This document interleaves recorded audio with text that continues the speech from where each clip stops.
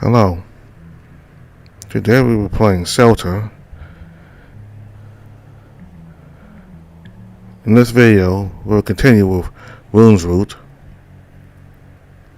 So after fighting multiple monsters and as well as a brief reunion with Rune, Luke has finally reached the turret.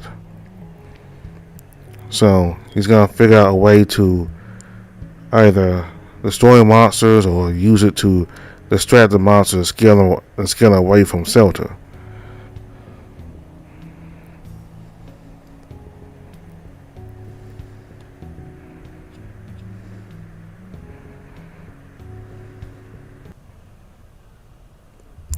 But it needs to be done. Let's get it over with and finally end this madness.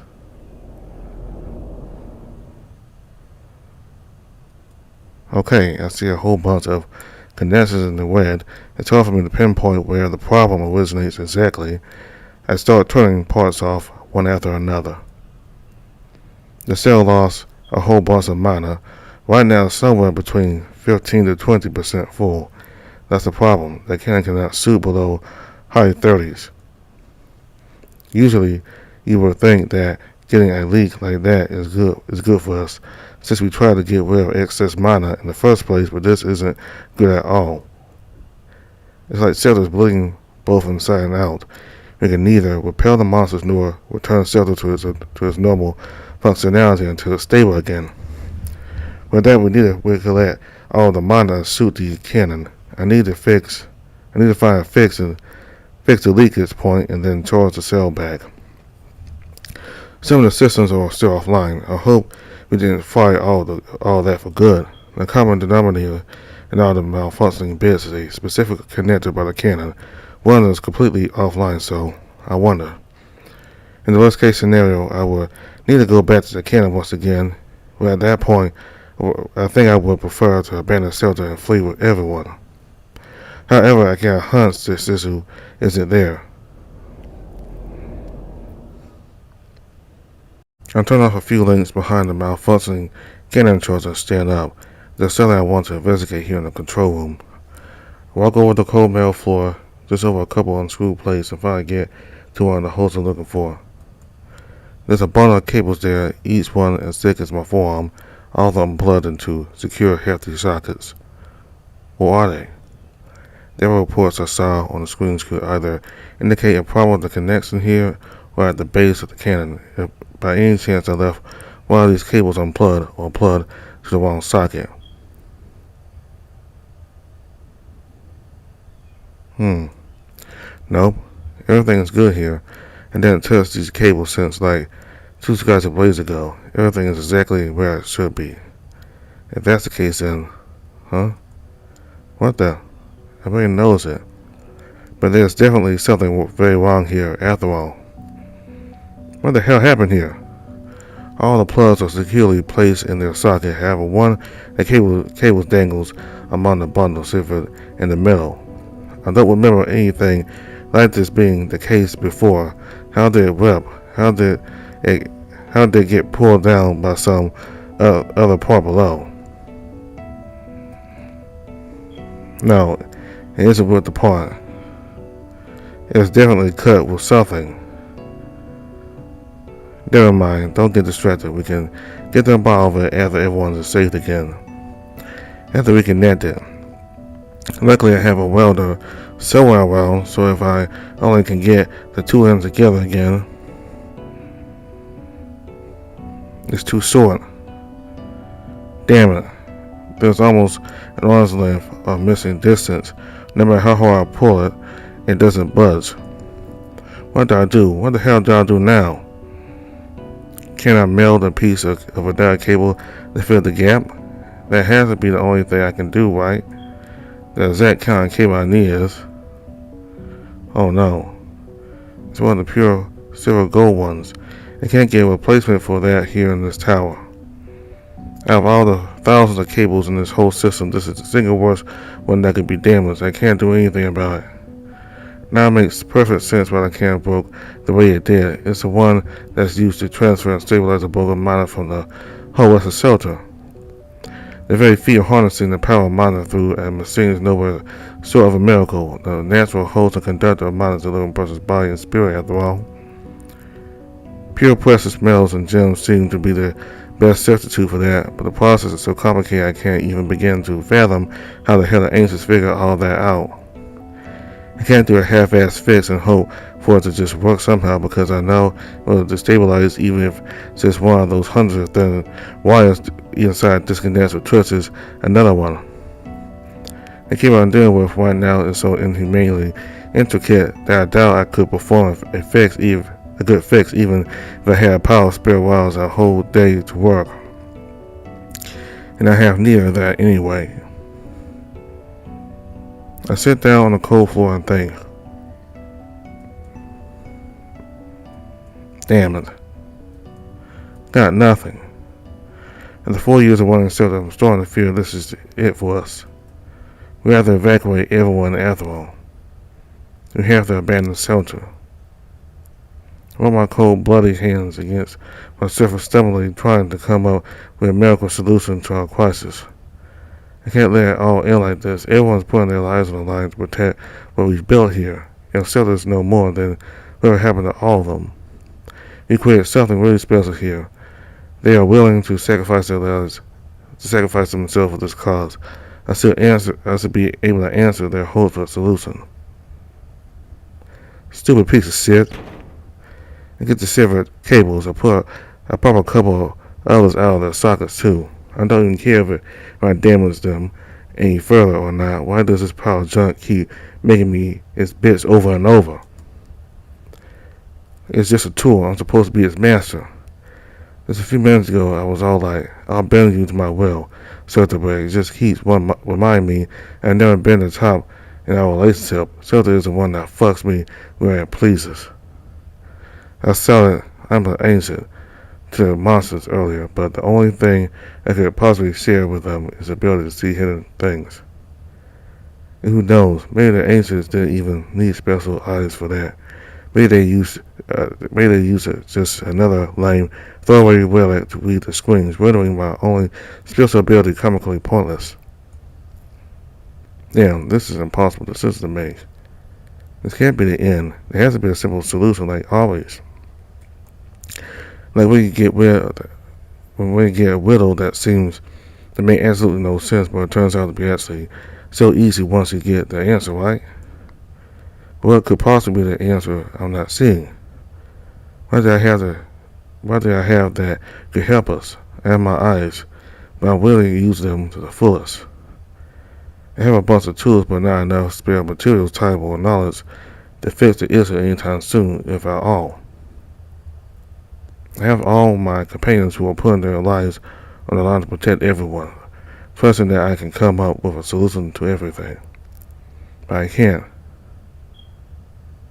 I turn around and exit the control room. I approach the ladder, leaning back down. I hesitate and scratch at the wall, still stumbling, trying to come up with a solution. I really don't want to go back down, but every second I stand here and do nothing, they all get more hurt.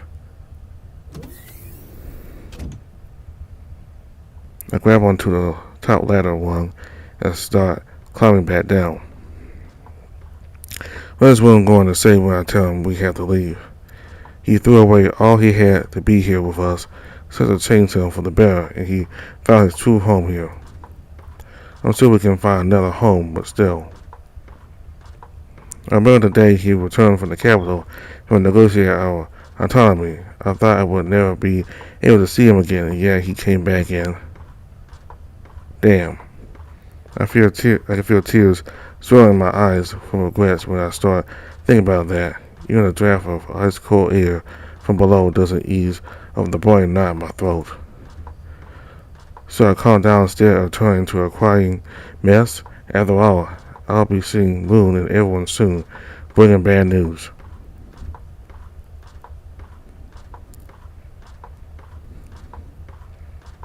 No, of course not. If there's anything I've learned today, it's for us to be more open. I don't need to avoid those memories. If they make me sad now, regrets like that only prove that hope and beauty are as much a part of my life as today's grief is. Rune uses to repress his feelings, and that hurt both him and everyone around him. Just like what happened with me over time. Together we're safe to be ourselves. Even if we have to go through a crisis, at least we will still have each other. All of us are strong, Boy, Rune, and master all dogs of immense potential. And I don't want this journey to end.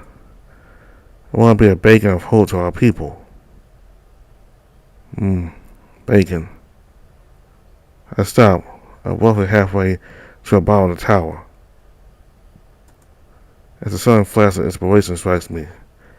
Have neither the tools nor the time to fix the incomprehensible cable stimulating the flow of a living being spirit. However, I have something much better. Even though I may find myself the quickest of the process.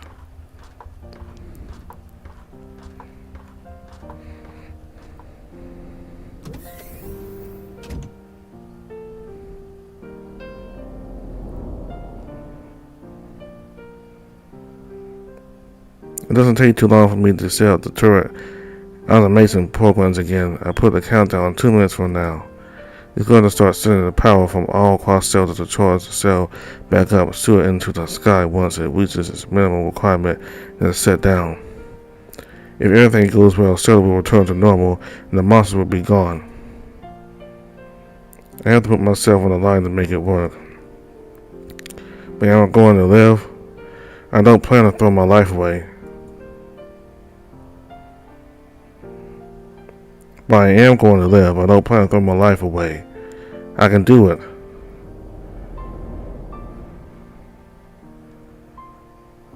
I walk towards the bundle of cables and pull up at those I took out with my angry kid before. Then I take off my gloves. My hands are black and sticky from dry blood. I carefully part the exposed wires. Nothing.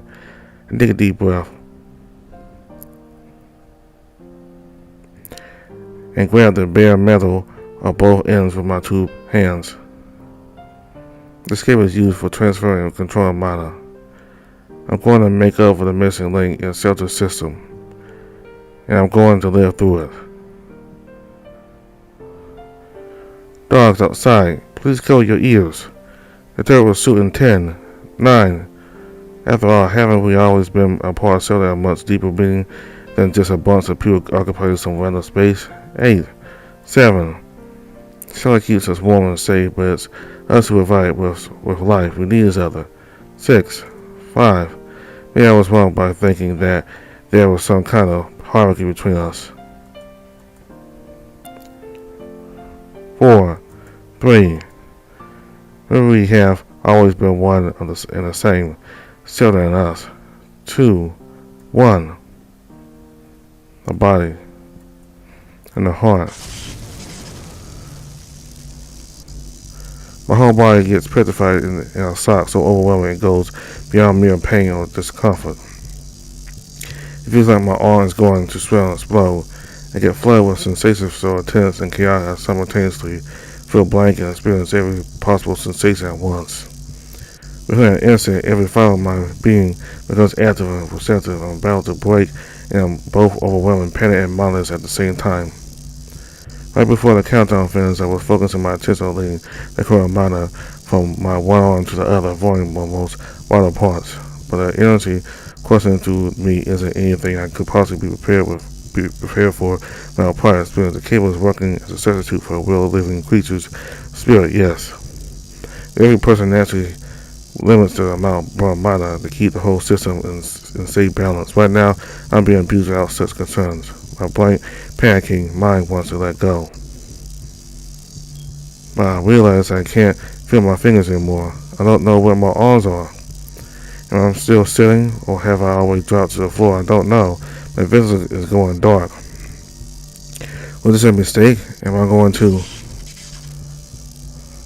I'm scared. How pointless. Was this a mistake? Why am I so weak? I don't feel any control over neither my body nor mind anymore. There's still That one single focus of directing the energy towards the turret. But the noise of hundreds of thoughts become louder and impossible to ignore by my mind. Are they their thoughts?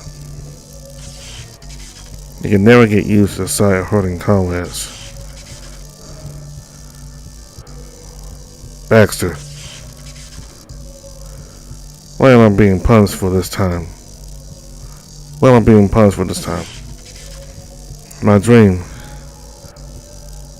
or mine. The monster as the flow of time had become an incomprehensible concept by now. I'm starting to forget where I am and what I'm doing here. In the very flash of my consciousness returned to me, I'm overwhelmed and panicked from this lost control. I'm completely helpless and awaiting the end, wherever it may be. Whatever it may be. No, those are definitely not my thoughts. Get up. Sheridan is overflowing with fear and grief right now, and the will of the hundreds of dollars is being forced through him. It's ever present and overwhelming, and can appear as if that's all there is to it. Don't give up. But that's not true. It may take months and years, but as long as you stay alive, the gloom is bound to, and count on you. Remember, do not forget who you are doing it for. His strong heart and those sharp blue eyes. Remember the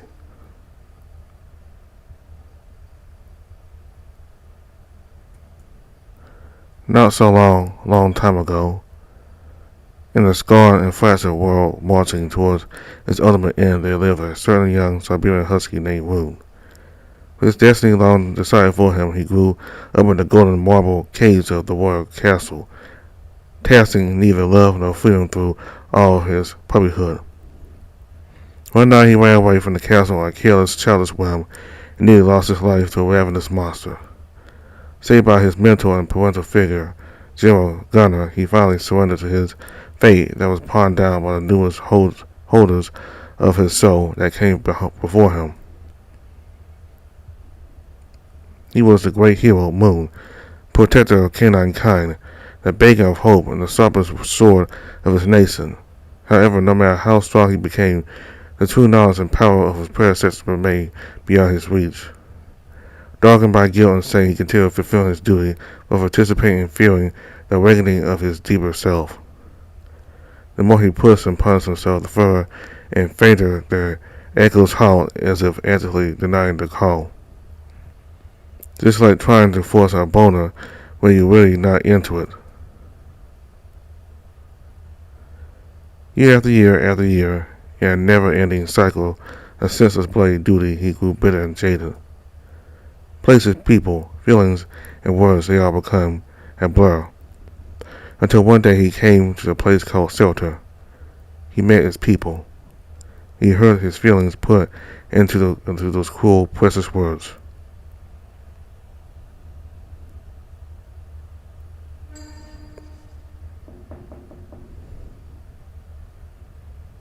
A dull knock snatched me back to attention with a bit of help from my personal medic. I sit down at the edge of my bed. My wounded side is a constant flood of pain, so intense I want to scream, but I muffle it down only to a quiet groan. I know I can never show weakness. Come in. The thick metal floor to my quarters open, and the big Saint Bernard dog enters surrounded by three of my soldiers. His hands are cuffed behind his back, and metal wire muzzle is strapped over his snout. A studded collar wraps around his fat neck, with his shoulders by his right side holding a chain. He looks almost too exhausted to even stand with his legs trembling.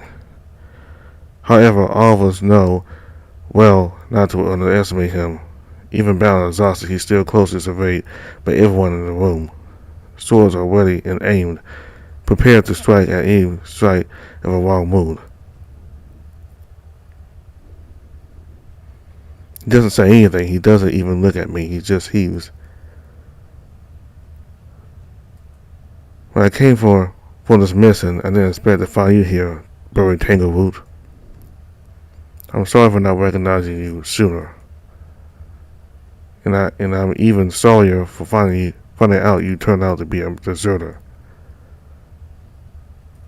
I heard you say Moseborough from a giant monster. The Colossus, they called it the Colossus Mosebrook, where I heard reports about how someone made a whole lake melt and then froze it again, and casting a whole giant creature in ice. I couldn't believe it. The magical gear, they said, but all the artifacts capable of such a feat were supposed to be under our care. You have made quite valuable discoveries on your research here in the north, haven't you?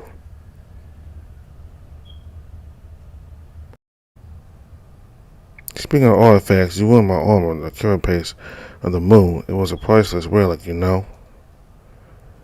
What are you going to do about that?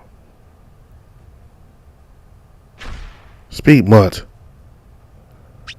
The soldier behind Tangleroot tries to punch him at the back of his head, but the big dog twists his head just in time for the fist to grate over the wire muzzle instead.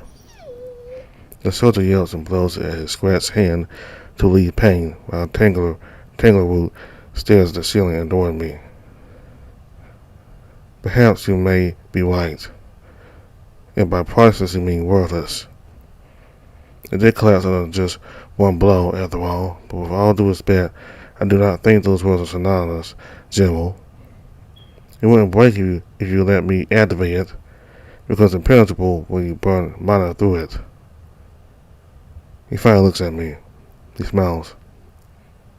Oh, I was well aware of that. I feel my eyelid twitch in annoyance. In reaction to that unfiltered emotion, the same soldier from before attempts to reprimand Tangleroot again by kicking at the back of his chin. But he misses again, and then the big blushy tail twists it over.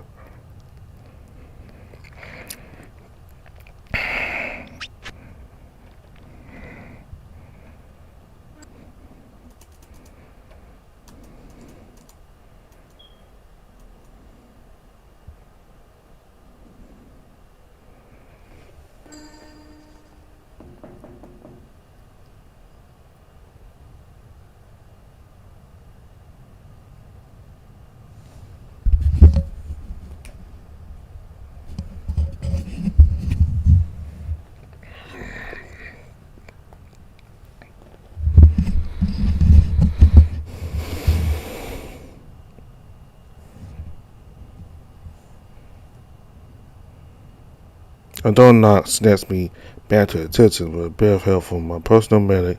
I sit down on the edge of my bed. My wounded side is a constant flood of pain, so intense I want to scream, but I muffle it down only to a quiet groan. I know I can never show weakness. Come in. The thick metal door to my quarters open, and the big St. Bernard dog enters, surrounded by 3 of my soldiers.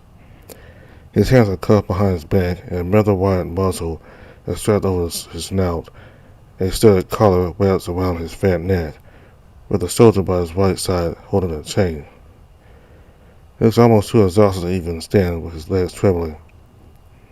However, all of us know well not to underestimate him. Even bound and exhausted, he's still closely surveyed by everyone in the room. Swords are ready and aimed, prepared to strike at any sight of a wrong move. He doesn't say anything. He doesn't even look at me. He just heaves. When I came for this mission, I didn't expect to find you here, buried Tangleroot. I'm sorry for not recognizing you sooner. And I'm even sorrier for finding out you turned out to be a deserter. I heard you saved Mosebrook from a giant monster. The Colossus, they called it, the Colossus of Mosebrook. We heard reports about how someone made a whole lake melt, and then froze it again, and casting the whole giant creature in ice. I couldn't believe it. With magical gear, they said, but all the artifacts capable of such a feat were supposed to be under our care. They have made quite valuable discoveries on your research here in the north, haven't you? Speaking of artifacts, you ruined my armor, the carapace of the moon. It was a priceless relic, you know. What are you going to do about that? Speak, mutt. The soldier behind Tangleroot tries to punch him at the back of his head, but the big dog twists his head just in time for the fist to grate over the wire muzzle. Instead, the soldier yells and blows at his scratched hand to relieve pain, while Tangleroot stares at the ceiling, ignoring me. Perhaps you may be right. By priceless, you mean worthless. It did collapse under just one blow, after all. But with all due respect, I do not think those words are synonymous, General. It wouldn't break if you let me activate it. It becomes impenetrable when you burn mana through it. He finally looks at me. He smiles. Oh, I was well aware of that. I feel my eyelid twitching in annoyance. The reactions that unfiltered emotion the same soldier from before attempts to whip a man Tangleroot again by kicking at the back of his head. But he misses again, and then the big, bushy tail trips his other foot, made a clumsy shoulder fall on his ass. Stop doing that. Excuse me? I mean dodging. Don't dodge. I see. My apologies. I was unaware you were attempting to hurt me. But, well, now you know. I guess I do, indeed. So? You're certainly welcome to stand back up and try again. Tangleroot stares at the pathetic dog with calm eyes. Disturbingly calm. General, Sir Tangleroot, please don't bully my soldiers. Yes, please forgive me. You don't really seem to be aware of the gravity of the situation. Desertion of your post, disobedience, and assault of a canine general. Destruction of an artifact and putting the first scar on my body, the body of Rune, the canine icon of strength and bravery. Each of those acts is a crime punishable by death, and that's before we even consider what could have transpired at your research facility.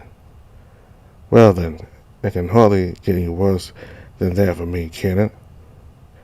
I gave him an amused smile. And we saw towards a pouch tied to the belt of my armor, now hanging on a nearby chair. I take something out of it and present it to him to put my point across. Out of all people, you should know best it can. A dagger crudely chiseled out of a pitch black stone. Only a handful of people in the whole world possess one of these, but I was certain he must know about them, the kind of fate they can enforce on a person. And yet he is calm.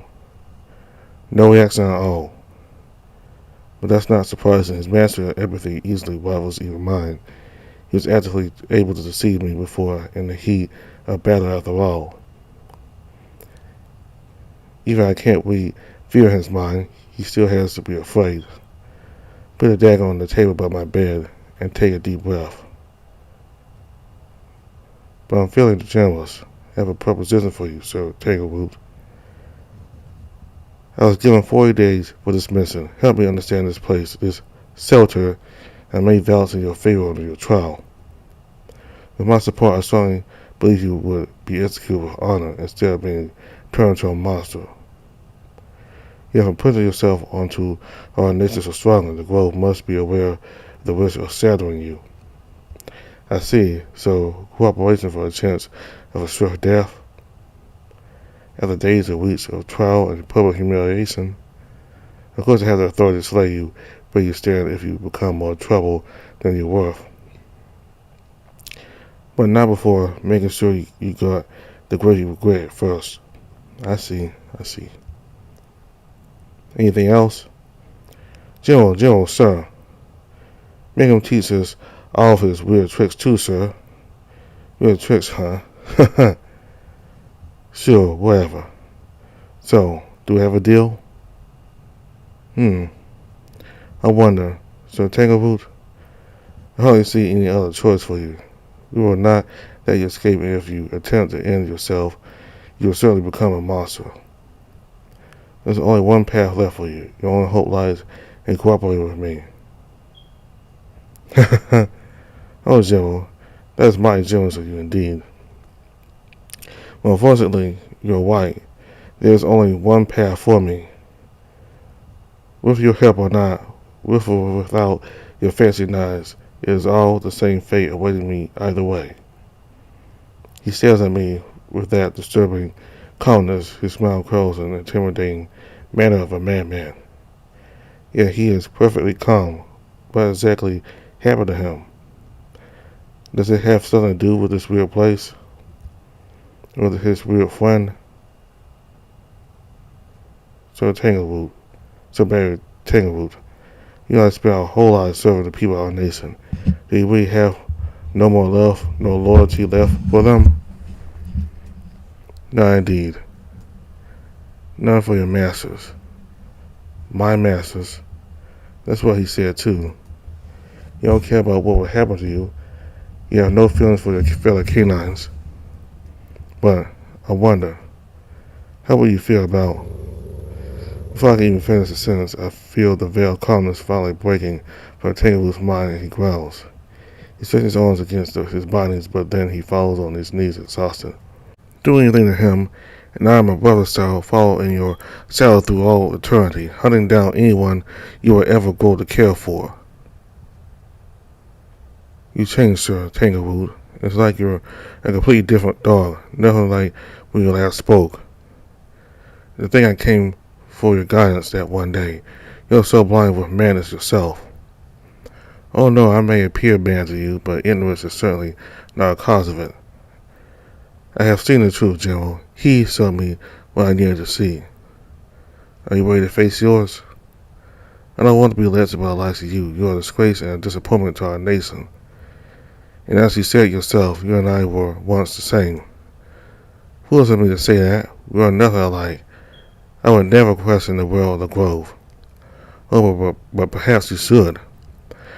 That day you came for guidance. You told me about the time you first experienced a blaze in your childhood. You ran away from the castle and Joe and Gunner had to save your hide, right? I was reluctant to point that out to at the time, General Moon, but you have to be aware of that too, are you not? It is impossible for a monster to travel from the corrupted Borderlands all the way under the royal castle unnoticed. You do understand what I'm trying to say, right? He says that while staring at the black dagger on the table. Take him away. To the darkest, coldest, quietest cell you can find. Chain his arms and neck to the wall. Nail his feet together. No food. Whenever he asks for water, rip a claw out his foot and give Ewan to drink. General, are you sure he's not? Take him away, Mutt. Following in the footsteps of your masters, see? General Gunner will be so proud. That's the idea. That was a mighty problematic medicine to Rune Moon. He set his first wound, a first scar that would soil his otherwise spotless body. The physical damage to his ribs might have started the man after a few days, but what worried him even more was the spiritual imbalance he suffered as a result of Brody's minor strike. And his soldiers needed him. They were lost and weak without their hero's might and supervision. Even with shelter under his control, they had no clue how to navigate the mysterious place. They couldn't make heads or tails of the many mysterious relics they found. On top of that, they had to fend off more and more powerful monsters every night. None of the original denizens except took on the offer of leaving and being escorted to Mosburg. All of them stayed, truly believing that place to be their home. When the problem of security was brought up, all of them said that monsters would keep being drawn to cells as long as they remained asleep. Only one person could awaken it. The only person Rune Moon was really, truly afraid to face.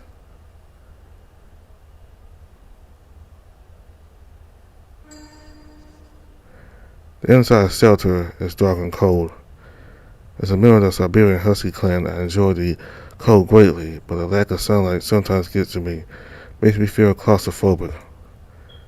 Before I can go outside, I must first heal and secure the safety of everyone here.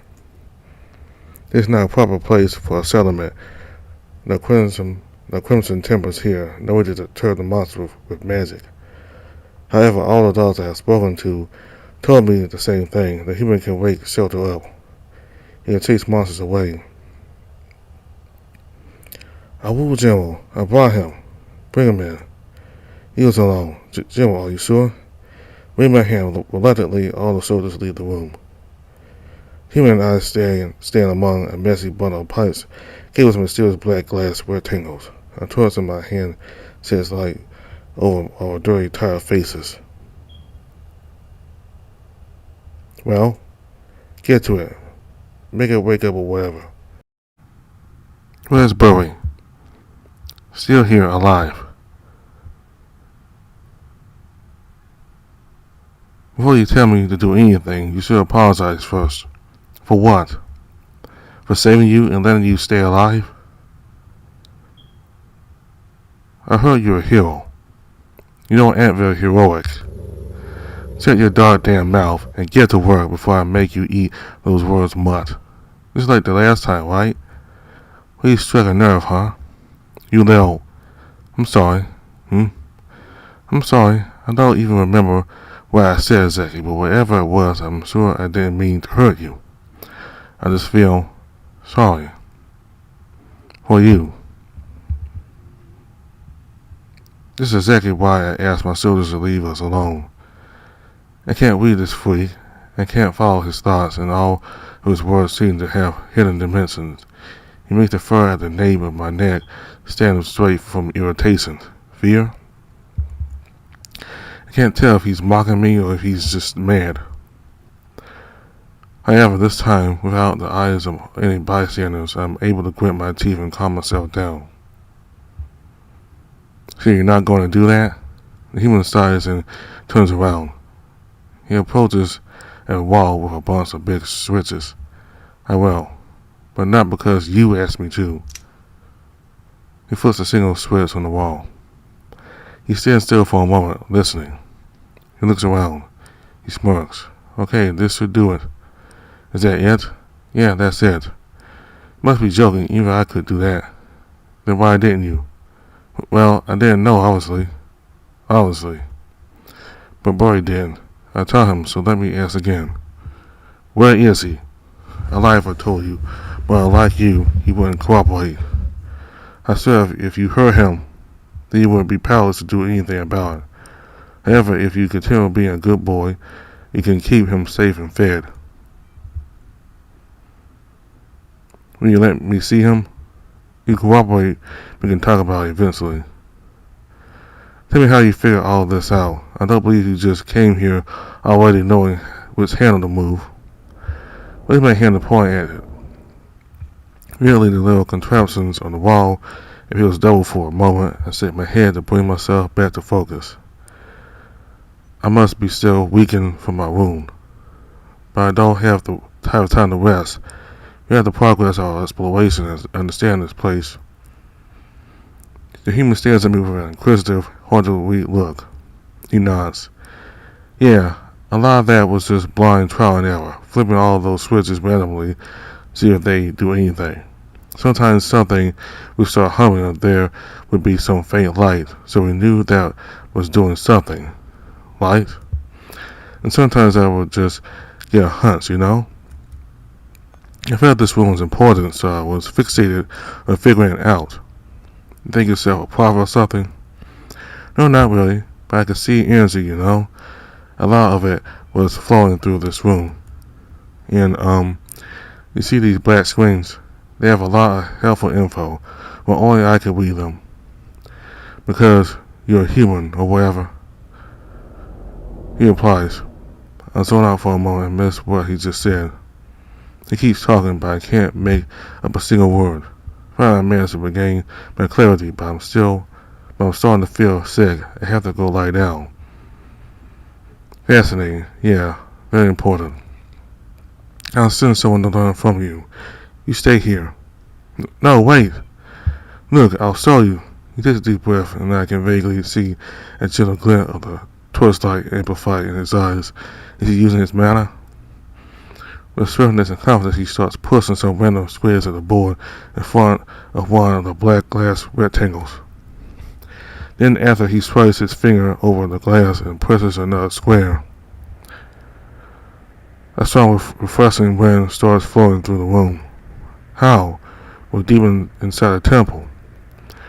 The wind keeps picking up, and the flame of my torch, already faint, finally gets snuffed out completely, leaving both of us in complete darkness. I grab the handle of my sword, growling. What the hell are you playing at, you? But then, after a few more clicks, the wind starts dying off, and instead everything around us illuminates with magical light. I look around frantically, bracing myself for an assault of some devious, destructive magic. It never comes. The human smiles. Use this panel, we can control many functions of shelter. There isn't enough energy flowing to power up everything everywhere right now, but if we focus all of the power on only one room, as we did just now then, I punch him in the guts. Not with my full strength, I don't want to kill him. Still, the blow sends him to the floor. He wheezes from air. With the charge of his weird alien mana in the air, I focus my mind on absorbing it. But then it fills away before I have a chance to get hold of it. What? Did I just imagine it? No, it's definitely there. He just escaped me. Somehow. It won't escape the next time. Keep in mind that feeling, the flavor of that power. I raise the human's coat and shirt with my left hand, pierce his exposed side with my claws so deep they draw blood. This time the mind doesn't have a chance to escape. I absorb it. I feel it inside me. So comfortable, familiar. I start burning it. But perception changes every mind type feels different, and this time the sensations are important or something that I've never experienced before either. All my thoughts become so clear, so complex and numerous, and yet they are perfectly orderly and comprehensible. The sentence and tiredness I felt just a moment ago completely disappears. I feel great, more awake than ever, and yet I still can't see anything on those black screens. He said there should be some information. I know it's reckless to overdo mana burning on a type I haven't used before, but this feels so natural to me. My mind is clearer than ever. With this power, I feel like I could easily do so many things I was struggling with before. I have to see how far it can push me.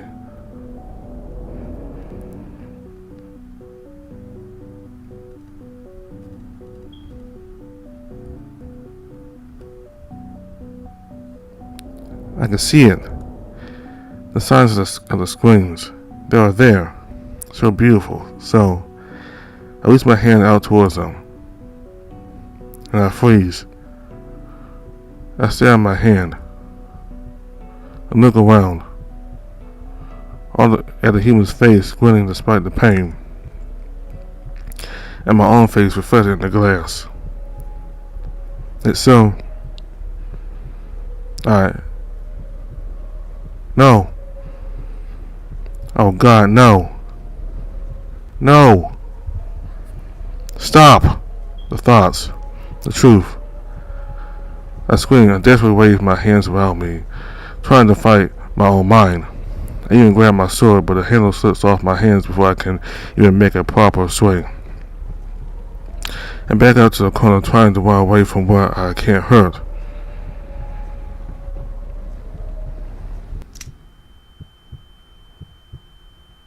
In that moment, I hear a single click, and the light in the room turns off. Weakened, I slump down to the floor in the corner of the pitch black room. The visions and thoughts give way to the absolute horror of the approaching steps in the darkness. He says right in front of me, and I don't have enough control in my body to protect myself. This is for hurting me. For trying to take shelter away from me. And for whatever you did to Brody, you were doing a piece of shit. I slam, then I punch in my face, and I kick in my guts.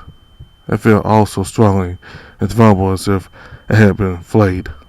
Every touch, every word sharp enough to make my naked spirit bleed. I cower, dreading another touch, another word.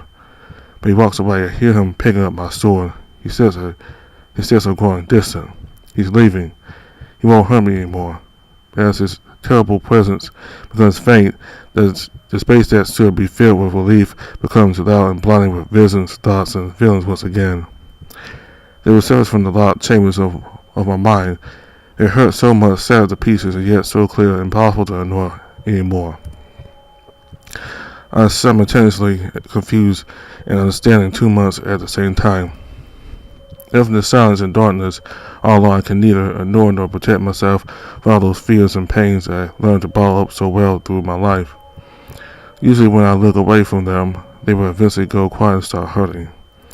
But right now, everything is screaming at me. All the unpleasant thoughts of hiding in the dark corners of my mind now swarm and burrow into me, tugging at me from all sides in the darkness, this searing, tangible fear, the thoughts I can't turn my mind away from. I feel like I'm breaking. I don't know what time it is anymore. I'm being put outside time and drawn to the terrible darkness where seconds and eternities are all in the same. Through this torrent of everything all at once, it seems of my whole being start coming undone. As I start remembering everything before I was me. Like if I'm falling to a never-ending death, I mirror the lives of servitudes and wolves, each cycle filled with vain hopes and closed with regrets. I remember my failures as a collie, my first disillusionment as a German shepherd. Finally, I stare into the eyes of my good friend who granted me my thoughtless wish. I know what will happen next. I'm about to stop being myself. I'm about to become myself again. I can't fight it. All the strength I accumulated through my life turns against me in the face of this curse. I don't want it. I don't. And as I fight all my might being from disappearing, I clutch onto my strongest, most painful experience. The turning point of my identity crystallized inside my spirit, giving me anchor to who I am right now. I cry. I wail at the top of my lungs. Dad! Dad! I lose my breath. All my body grows hot. A stream of tears trickles down my cheeks. I'm sorry. Please, please. Don't leave me again. Don't let them kill me. More thoughts. More feelings, memories. I live through all of them. I close my eyes as exhaustion suits over me, yet the anguish doesn't relent. It keeps me fully awake, attentive. I cry, whimper, beg, apologize. And through the darkness, I hear steps approaching again. Someone's here. Right in front of me. He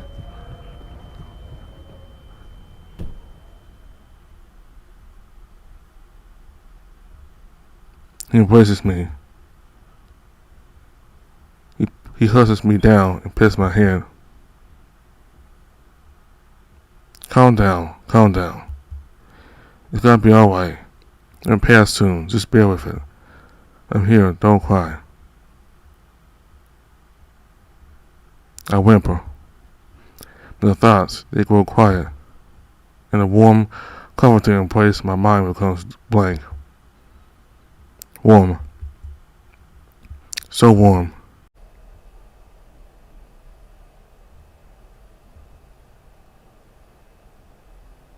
The hero fell into a deep, enchanted slumber. He slept for many days without dreaming. Through one of his rare flashes of consciousness, he could hear other people talking. As faintly as through a thick wall, he listened to Barry Tangleroot and looked at him discussing his fate and the fate of his soldiers. If we want to dispose of them, now's our only chance, Tangleroot said. If you don't want Zelda to fall behind the wolves' claws, blood has to be spilled. In his state of Zelda's sickness, as he would learn later, the affliction's name, Rune didn't even feel scared for his life. He could hear and understand the words, yet their gravity eluded him. Yes, that's right, he thought. If they want to kill us, they have to do it now. I would do the same. But then spoke the human. We aren't killing anyone. Look how cute they are snoozing. kicking their legs, he said. Before his St. Bernard companion could object, he continued, "If you heard him, you will understand. He won't give shelter up. He needs it more than any of us." After that, Rune's flashes of consciousness were limited only to a few instances of feeding, cleaning, and being offered water to drink. When his long slumber finally ended, he woke up in a big room, all alone. There was many vacant bedposts by the wall, and dim magical light lit up the shadows.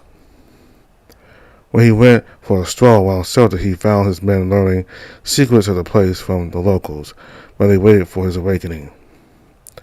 Everyone was glad to see him back on his feet. Bray and Luke came to greet him. He learned that he was asleep for almost 2 weeks, much longer than anyone else in his platoon. They were starting to get worried if he would wake up at all. During his absence, the denizens of shelter integrated Rune's men into their lifestyle, showed them the wonders of the mysterious middle temple, and celebrated their peace from the monsters, while waiting for each soldier to wake up one after another. With Rune, the final dog was finally awake, and he wasn't happy. He ordered Burry's imprisonment and public flagellation of the human, which he volunteered to perform himself.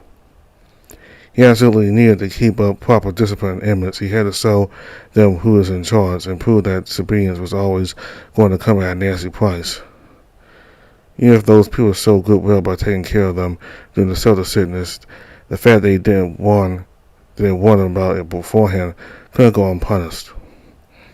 It wasn't good enough that Burry actively helped his soldiers understand shelter either, if he didn't do that on Rune's terms.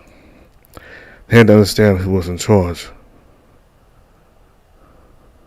At the same token, the fact that they had their lives spared couldn't be ignored. A degree of understanding and mercy had to be applied in turn for their goodwill. Burry wasn't ordered to be chained anymore. He was fed properly and given clean water, just like they were treated through their sickness. In turn, Burry continued being cooperative, just like he was through the days Rune was still asleep. As for the human, the perceived trickery had to be punished, and yet Rune's whip landed lightly on him, more for soul and noise than for blood. Really, the act of whipping his naked fur skin and hearing him grunt still something to Rune's frozen heart. His lungs burned hotter and hotter with each swing of the whip, as he savored the scent with his eyes and ears. Eventually, as if in trance, he cracked his whip with a good meter above his skin, purely to hear him grunt, and to see his shiny, smooth body pushing against the bindings. He stopped. Covering his crotch with the human's coat, he exclaimed the punishment concluded, and then excused himself to his quarters, walking away with as much dignity as he could save. Once finally alone, he brought himself to his release with the memories of that scene and the scent of the fabric in his hand. That was so hot. Like holy crap, he literally came buckets. With that, the mission could get back on its intended course. With the help of shelter dogs, they made slow but steady progress in understanding the mysterious place and the tools it harbored. On each of their regular trips from Mosborg to restock on food, they brought an artifact or two to be sent to the capital, a sign to the rules of the mission was going well and that it was bearing fruits of the magnitude they couldn't even expect. With each day spent in the tundras, they made breakthroughs and discoveries that pushed the scales of power further and further in favor of the red. Dad, Zero Gunner, was going to be so proud. In his letters to the Grove, he mentioned his capture of Burry Tangle. He spoke favorably of him, highlighting his invaluable contribution to that mind-boggling scientific endeavor. However, his whitening cloud froze over the parchment just as he was about to mention the presence of the human. For some reason, he decided to omit that detail, at least for the time being. Why? He wasn't sure. The Grove would get to see the human eventually once the mission ends and Rune has to return to the capital. For those last remaining 3 weeks of his mission, he simply wanted to understand why his very presence both scared and enraged him so.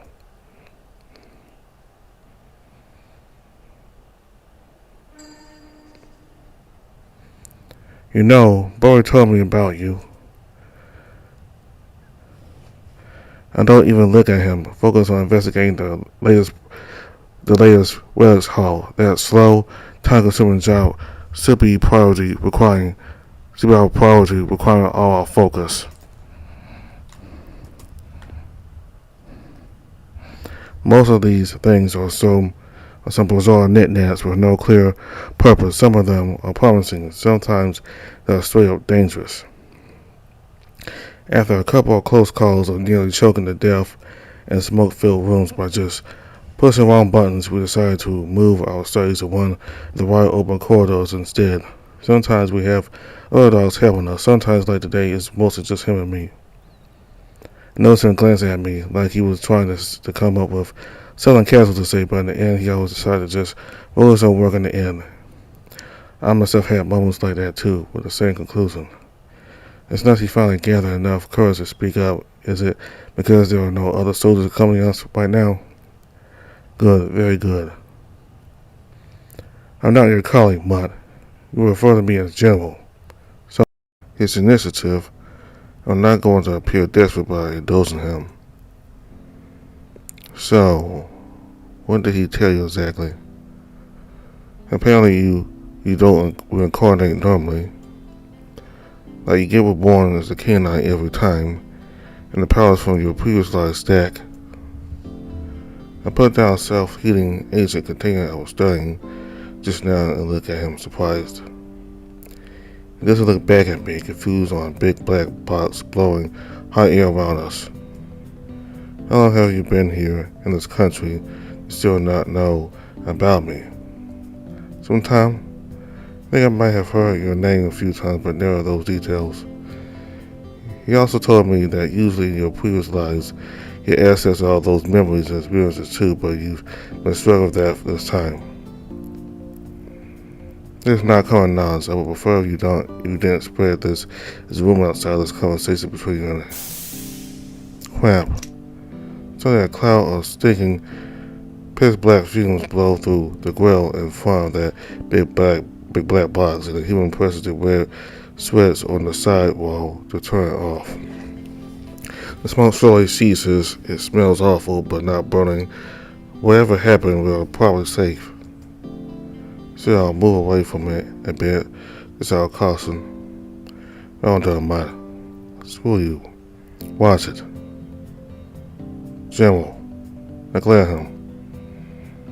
Leave it. Take a break. Tell me, what else did he share with you? Oh, Bowie? Well, I asked him if there was any help to help you with that whole mood awakening thing. You? Having me? Huh.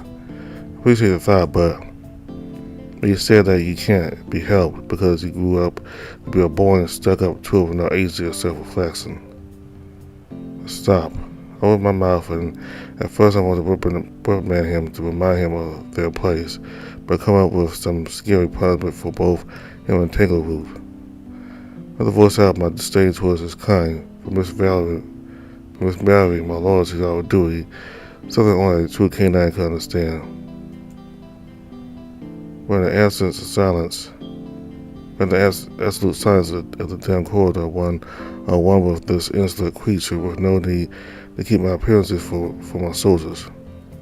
There was escape from my lips, completely skipping the thinking step. I'm not boring. Well, I might have paraphrased a bit.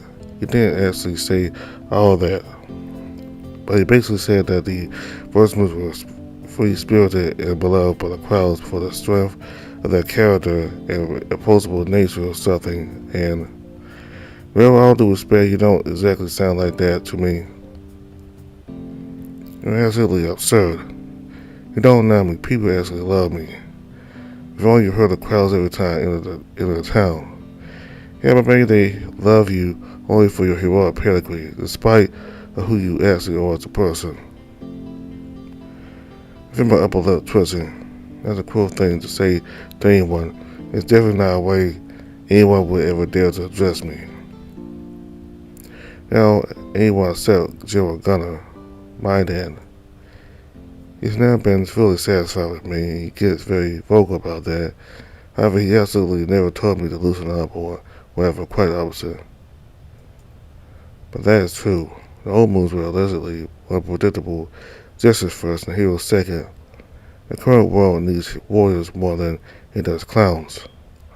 But what if that is exactly the reason why I haven't reached my full potential yet? It's as if the moons are actively avoiding me and denying me. Or maybe it's me who's running away from them. After all, I was at the gateway of my awakening so recently, and I panicked. What was that? A vague, ethereal memories of my experience with the humans' minor start replaying my mind, lasting me with guilt and fear. Do you know any jokes? Huh? You say you're not boring, but I've never heard you say a single joke. Oh, right. Well, I guess I don't joke much, but I heard you're gonna say a few. My platoon loves them. Why don't you tell me, please? I'm actually curious. I can spare a minute, right? No hurry in that. Take a second to think, and finally settle on one of Dad's favorites. Okay, listen to this, human. It's like a joke with a riddle. The pit bull and a Rottweiler ride to the capital. Who steers a cart? A German Shepherd. Good one, is it? Yeah. Sorry, I don't get it. Oh, okay. Explain it to me, please. Just really get funny at explaining human. Sorry for being a difficult crowd. No, it's okay, you see. It's funny because all pit bulls and Rottweilers are murderers, so... Oh. Okay, yeah, a lot of German Shepherds are watchdogs. Yeah, now you get it. You know, I used to be a German Shepherd too, a long time ago. New Moon, I was called. But General, don't you have a pit bull and a Rottweiler in your own platoon? They probably don't like that joke very much. No, it's okay. Those two are cool, very pleasant lads. As you said, it's just a joke. Obviously, not all of them are dangerous. Just most of them. Oh boy. Okay. Listen. And for another good one. How do decent whizbacks fart? The butts? Well, yeah, of course. Listen, it's like this. I close my lips tightly, puff my cheeks, put in a lot of pressure, and since it's his initiative, I'm not going to appear desperate by indulging him. So, what did he tell you exactly? Apparently you don't reincarnate normally. Like you get reborn as a canine every time, and the powers from your previous life stack. I put down a self-healing agent container I was studying just now and looked at him surprised. He doesn't look back at me, confused on a big black box blowing hot air around us. How long have you been here in this country and still not know about me? Sometime? I think I might have heard your name a few times, but never those details. He also told me that usually in your previous lives, you had access to all those memories and experiences too, but you've been struggling with that this time. This is not common knowledge. I would prefer if you didn't spread this rumor outside this conversation between you and Crap. Suddenly a cloud of stinking, pitch-black fumes blow through the grill in front of that big black box, and the human presses the red sweats on the sidewall to turn it off. The smoke slowly ceases. It smells awful, but not burning. Whatever happened, we are probably safe. So I'll move away from it a bit. It's our caution. I don't matter. Screw you. Watch it. General. Neglect him. Leave it. Take a break. Tell me, what else did he share with you? Oh, boy. Well, I asked him if there was any help to help you with that whole mood awakening thing. You having me? Huh. Appreciate the thought, but you said that you can't be helped because you grew up to be a boring, stuck-up tool with no agency or self-reflection. Stop. I opened my mouth, and at first I wanted to reprimand him to remind him of their place, but come up with some scary punishment for both him and Tangleroot. Another voice out my disdain towards his kind, for misvaluing my loyalty to our duty, something only a true canine could understand. When the absence of silence, when the absolute silence of the damn corridor, one with this insolent creature with no need to keep my appearances for my soldiers. There was escape from my lips, completely skipping the thinking step. I'm not boring. Well, I might have paraphrased a bit. He didn't actually say all that, but he basically said that the Vorsmans were free-spirited and beloved by the crowds for the strength of their character and opposable nature or something, and, well, all due respect, you don't exactly sound like that to me. You're absolutely absurd. You don't know me. People actually love me. If only you heard the crowds every time in the town. Yeah, but maybe they love you only for your heroic pedigree, despite of who you actually are as a person. I feel my upper lip twitching. That's a cruel thing to say to anyone. It's definitely not a way anyone would ever dare to address me. Now, anyone except General Gunner, my dad. He's never been fully satisfied with me, and he gets very vocal about that. However, he absolutely never told me to loosen up or whatever, quite the opposite. But that is true. The old moves were allegedly more predictable, justice first and heroes second. The current world needs warriors more than it does clowns. But what if that is exactly the reason why I haven't reached my full potential yet? It's as if the moons are actively avoiding me and denying me. Or maybe it's me who's running away from them.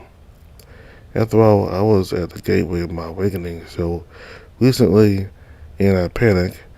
What was that? Vague, ethereal memories of my experience with the human's mind started replaying my mind, lasting me with guilt and fear. Do you know any jokes? Huh? You say you're not boring, but I've never heard you say a single joke. Oh, right. Well, I guess I don't joke much, but I heard you're gonna say a few. My platoon loves them. Why don't you tell me, please? I'm actually curious. I can spare a minute, right? No hurry in that. Take a second to think, and finally settle on one of Dad's favorites. Okay, listen to this, human. It's like a joke with a riddle. The people and the Rottweiler ride to the capital. Who steers a cart? The German Shepherd. Good one, isn't it? Yeah. Sorry, I don't get it. Oh, okay. Explain it to me, please. Just really get funny at explaining human. Sorry for being a difficult crowd. No, it's okay, you see. It's funny because all pit bulls and Rottweilers are murderers, so. Oh. Okay, yeah, a lot of German Shepherds are watchdogs. Yeah, now you get it. You know, I used to be a German Shepherd too, a long time ago. New Moon, I was called. But General, don't you have a pit bull and a Rottweiler in your own platoon? They probably don't like that joke very much. No, it's okay. Those two are cool, very pleasant lads. As you said, it's just a joke. Obviously, not all of them are dangerous. Just most of them. Oh boy. Okay. Oh, listen. And for another good one. How do decent whizbacks fart? The butts? Well, yeah, of course. Listen, it's like this. I close my lips tightly, puff my cheeks, put in a lot of pressure, and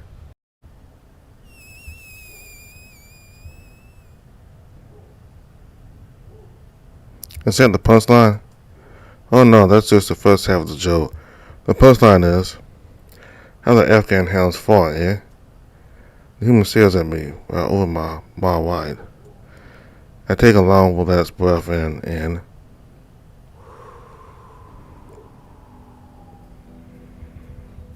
I watch the corners of his lips tremble as he looks away and tries hard to keep his face straight, almost as if he tries to deny me his smile.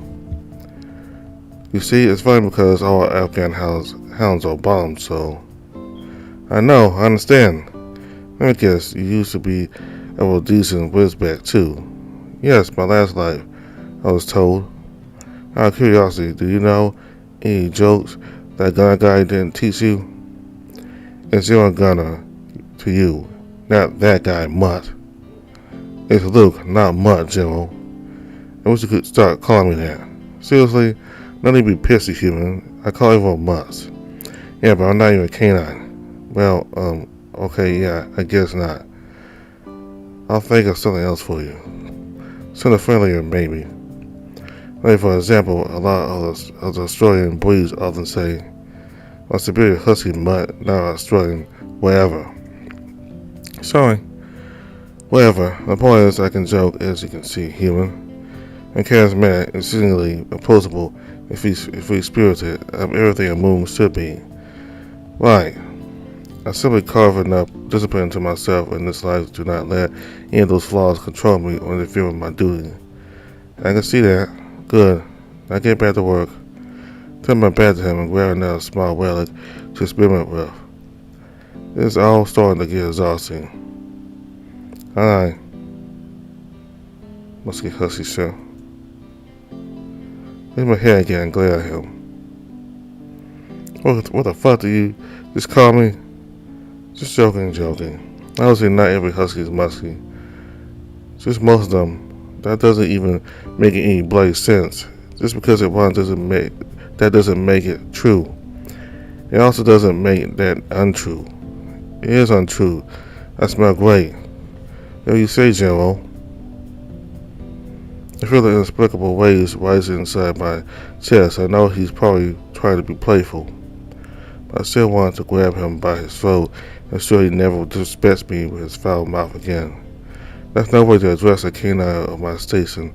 If father heard the way he speaks to me, he would have him hung. I know what I should do, what the proper course of action would be. Dating isolation, modern mutilation, and yet, General,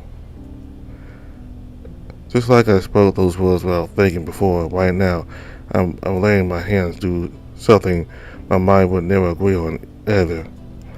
Obviously, I don't care to prove anything to him. I'm not an adolescent to be so easily swayed by childish taunts. And yet, why are you taking your arm off? What do you think, Mutt? I won't let you disrespect my clan like that. What the hell am I doing? There's nothing like me. Get hold of yourself before you do something you will regret, you idiot. I'm sorry. What you shouldn't have. I don't want to fight you. Come here. I grab him by the arm and forcibly pull him towards me. When he has a chance to push me away, I brace him with my other arm and squeeze him towards my exposed chest. I growl in his ear. Well, what? Did I sing to you? Oh, well, do I? No, you don't, General. I'm sorry, it was just a dumb joke. I know that very well. I'm not stupid. Yet instead of putting an end to this farce, like my mind squeezed me to do, I let my hand trail over the human's back and said, why this exciting thoughtlessness? I grabbed him at the nape of his neck and forced his face under my armpit. How about here, huh? I know that very well. I'm not stupid. And yet instead of putting an end to this farce, like my mind screams me to do, and let my hand trail over the human's back, instead broadening this exciting thoughtlessness. I grabbed him at the nape of his neck and forced his face under my armpit. How about here, huh? What's going on with me? What am I even doing it for? Is it for dominance? Yes, that must be it, isn't it? A lesson for this dirty creature how canine hierarchy works. That's it. I experienced it so many times myself. That's how I was raised. Dominated. Right now I'm strong, and yet the frustration of my past powerlessness stabs me with searing frustration. My throat stiffen and my cheek tremble. And let the fear inside me guide me as I press the human to the floor. I flip him on his back and drop on top of him, growling, dripping saliva. This time I'm on top.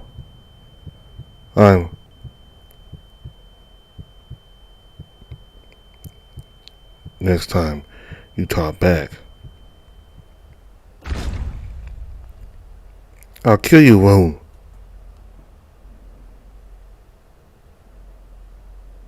We stare in each other's eyes in silence. His bright blue eyes get darker with fear and concern. The knuckles of my right fist bleed, denting the mirror right by his head. Sorry. No, it's okay. I don't know what took over me. Really, it's fine. Don't worry about it. Are you okay? Are you?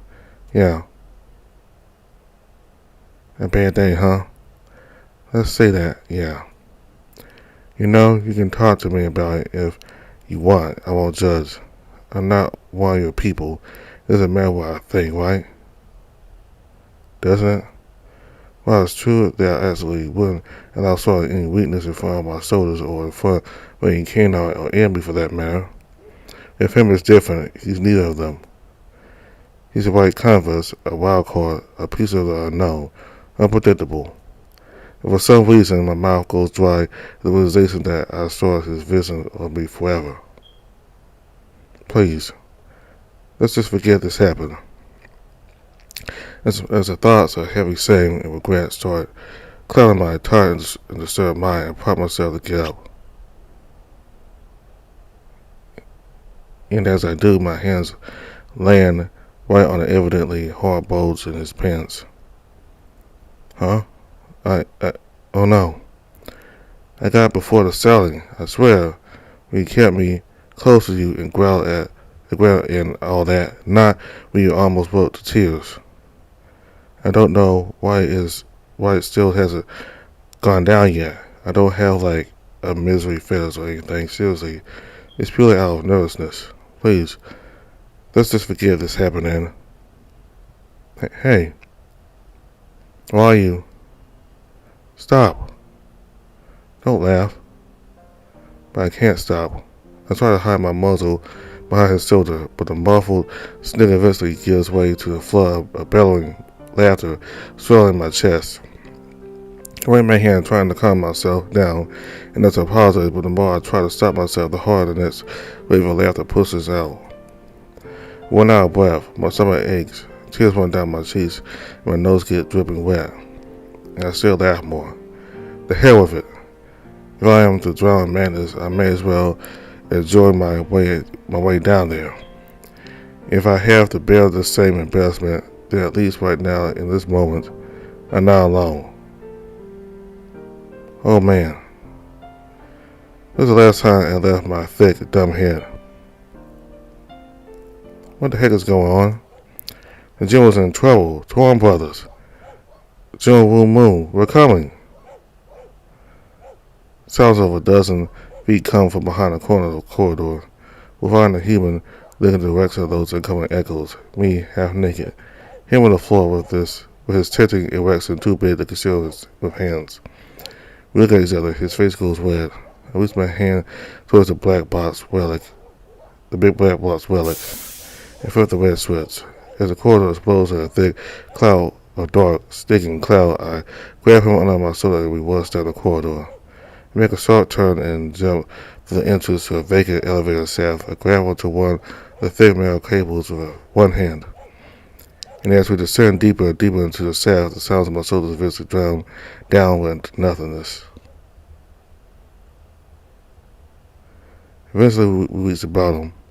It's so dark, so silent, but my mind is quiet too, that voices and thoughts can't reach me here. This time, I'm not lonely. Hey,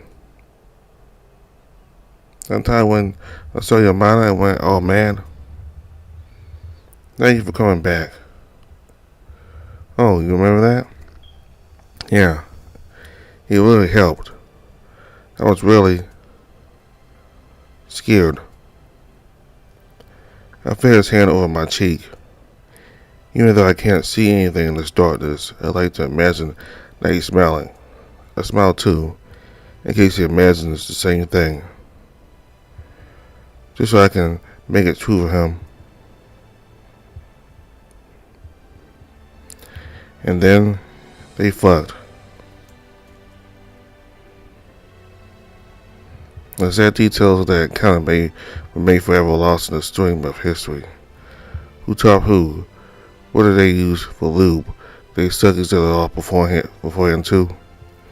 Their stories of the future may never be able to find definitive answers to those questions. Still remains an unquestionable fact that at the bottom of that elevator shaft, either Rune or loot humans suck into the other's butt and made them come hands-free.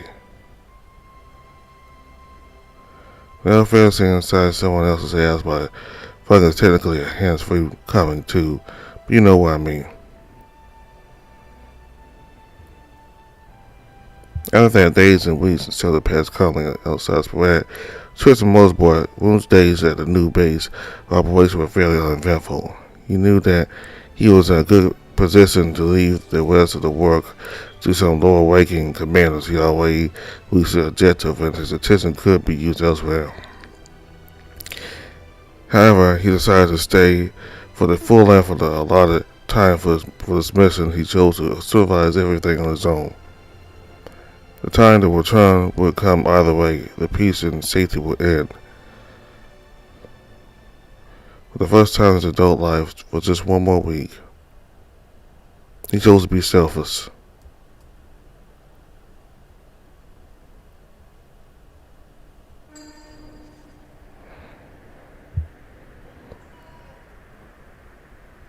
What about Chip? He has some really nice muscles on him. Raised my hand from investigating a black blade of a relic store to instead look at my platoon during the afternoon sword training.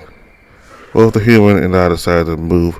I would stay outside this time. On the top deck, I said the official reason was for safety reasons.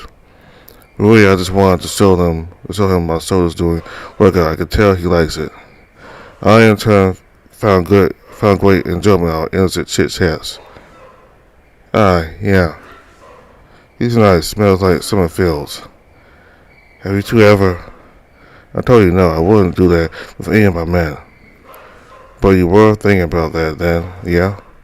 Well, I never thought about Chip that way. If you want to try him, I can easily organize something. And one-on-one assignment for you two, eh? I mean, I don't know if I'd be able to do anything. The situation with you is kind of special. I'm usually not flirtatious or anything like that. Also, so you never did anything with a boy either? Oh, well. No, of course not. He's very attractive, though. Please don't tell him I said that, but he's pretty much exactly my type. Big chubby? Well, that's hot too, but I'm talking mostly about his personality. He's smart and serious. He seems dependable. I like that. Also, you're not attracted to body types, but to a dog's personality. Kind of. I mean, to be completely honest with you, I love all body types. Well, when I let my imagination run free, it's exciting to imagine that with pretty much anyone in any position. You should totally go for it. I can even help you hook up with Burry. No, absolutely not. He's very, very attractive, yeah. He also scares me. Scares you? You know who he is, right? I think he's infamous for. You mentioned something about that, yeah. I don't remember the details. I was kind of dying when he said those things, but he did experiments or something. People like he and I, we have to perform some difficult deeds for the sake of other people. Make choices we don't always agree with, pretty much on a daily basis. His name in particular strikes people of the whole world with fear, even hatred. I don't understand. How was he able to turn his back on to all of that responsibility so easily, and not a hint of same regret in him? Why don't you go and ask him? That will probably only look away and shake my head. Why is that? It's hard to put into words. It's because I'm afraid that I would like his answer. Never mind, forget that. Tell me, out of all the soldiers you have in shelter right now, who would you like to do it with the most? I scratched my chin looking over the train group.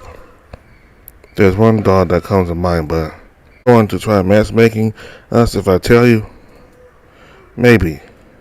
Forget it then. Come on. What are you so afraid of? I'm not afraid. I think you are. Do you think he's out of your league? I won't move, mate. Nobody's out of my league. Mate. What? No, I think I heard. Shit, Jake. Before I even finished taking a breath back, the two dogs are already in front of us. Chip, a muscular Dalmatian, and Jake, a much smaller, less impressive Borkin Spaniel. They both stand to attention, making their tails swing in perfectly synchronized wagging like they were taught. I will, General. Good for Chip. Thank you, General. Take Argo and spots and press your canine blade arms with them. At once, General. After we're done here, you escort the human outside to Station D3. You supervise his work and make sure he doesn't run away. You know, never. You will stay within 3 meters from him at all times. It's a safe area, so use that as an opportunity for your weather conditioning training. Take your essential equipment with you, but no clothes. Yes, General. Absolutely, General. Now, bug off. I will, General. She leaves, giving Jake a short, worried glance before storming off to the rest of the group. Usually I can feel fear in Jake's mind, but they seem to be practically calm. Weird. Yes, that doesn't matter. Jake, what the hell do you think you're playing at? Excuse me, General? I don't understand the question. You're not only lazy, but dumb too. Your formulas are wrong. You wave that stick like a fruit picker raking a tree. Yes, General. Forgive me, General. Are you tired already? Can't keep up with the rest of the pack, is that it? No, General, I'm good, General. You know you're in my platoon only because of Chip, right? As soon as he finds unity with Argo and spots you out. Do you want that? Want me to write you a letter of recommendation to a dripping pepper so you can serve real dogs with your weak ass instead? No, General, I don't want that. Then pull your fucking weight, mutt. Really play dance before now. A spark of discomfort flashes through his mind, but he immediately proceeds to fulfill the order. He thrusts his belly down to the floor, rolls once, and then jumps back up on his feet. He keeps going at it without a break at a good pace, alternating the rolling side with each repetition. His tongue rolls out as he instinctively tries to cool down despite the freezing temperature of the outside. I glance at him. He stares at me confused, clear at a loss to what I'm doing this for. Jake, why did you leave the mountains to join the forces? 15. For the glory of canine kind, General. 16. To get back to the pack where it gave me. Be a good boy. 17. Jake, get out of the crowd. I want you to tell us the truth.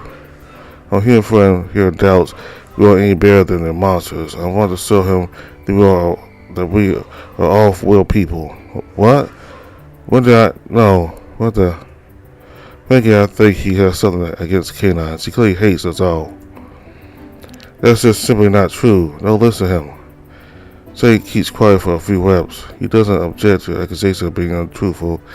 He simply looks like he's thinking hard about how to put his thoughts through into words. But Chip. I joined the military because Chip did. Oh, and why is that? Our center was saved from the others by General Gunner. I was against leaving home, but Chip wanted to go and join the hills. But grow our nation to be a good boy and to repay General Gunner what he did for us. 29. Why the hell did you go with him if you didn't care about the wed? You know you're nothing but a liability to Chip, right? You're smaller, weaker, less talented than him. You aren't helping him. You're putting him down by your incompetence and mediocrity. General, please. It's okay, human. He's 32. The General's right. I know I'm sewn from a different cloth than him. I'm not up to par with the standards of General Rune's platoon. But he needs me. Chip needs you? Yes. He asked me to come, but you know him, General. His body's very strong. He's as stubborn as a mule, but he is silent and sensitive. I do not want to belittle his achievements, but I was worried that he wouldn't be able to realize his dream without someone else by his side. And that someone had to be you. There wasn't anyone else. And you're fine facing death and their eyes to keep a helpless muscle head safe. You're fine knowing that any day now he may outgrow you and leave you behind, taking the best years of your life with him. General, I'm his brother. And brother protects. He does it even when he's not appreciated, respected, or even loved. He simply bears up if he does it. Because he's a brother.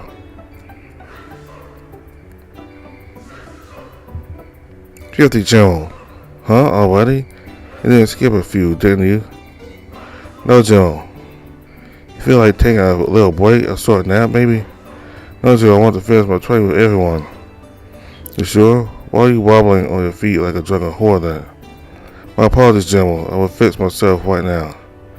You better, you useless mutt. Get the hell out of my sight. Jake salutes and runs off back to the rest of the group. There isn't much more time left for this training, so hopefully he won't fall to his face from exhaustion. The good thing about this weather is that it cools you down. But it's also harder to breathe. Let's just hope he can survive 10 more minutes. I spent a glance at the human. He stares at me with eyes wide open and confusing. Look at my eyebrows and wait to put my point across. He still doesn't seem to understand. Do I need to spell it out for him? Is he just dreaming? Who? Oh, Jake, obviously. You asked who among my men I would like to sleep with, right? What? What, really? Yeah, he's just so, You saw him, you heard him. He knows he can't compete with most of the dogs in his platoon, but he doesn't bend. Even humiliated, ridiculed, he won't give up on protecting his brother.